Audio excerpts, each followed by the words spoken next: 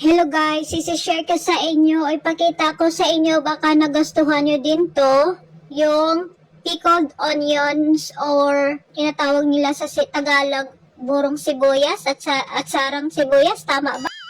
Alam mo yung gusto mo nang umiyak, pero ipinapakita mo sa video na kayang-kaya ng mata mo? 1 kilo na sibuyas yung binili ko, pero parang isang araw na yung sakit ng mata ko. Itaas ang iyong paa kung ikaw ay hindi umiiyak kapag naghihiwa ng sibuyas.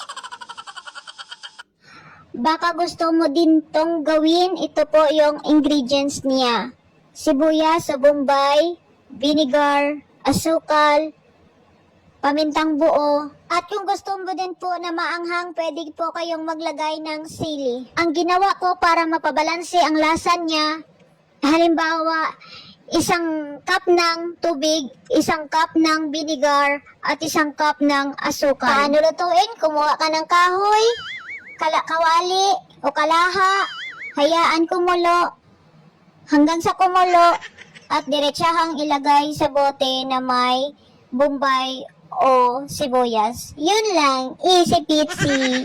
Charan! Ayan na. Guys, mahaw. Ito na yung ginawa ko kahapon. Nabawasan na nila. So, ito-try natin.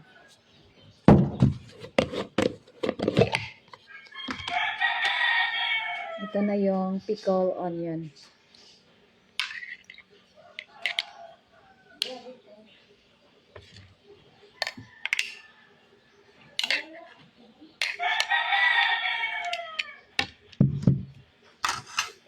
Brown egg.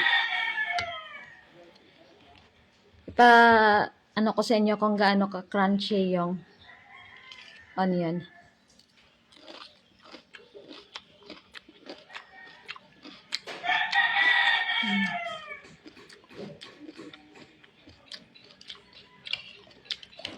Kahapon lang ito ginawa.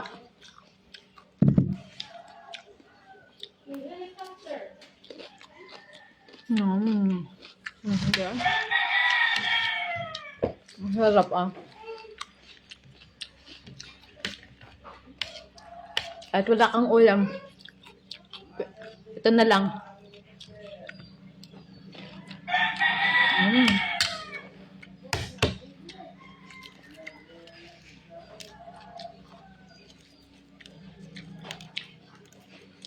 Diba? Last one. Crunchy crunchy. Ubos ko na yung sibuyas na nilagay ko. Magdagdag na.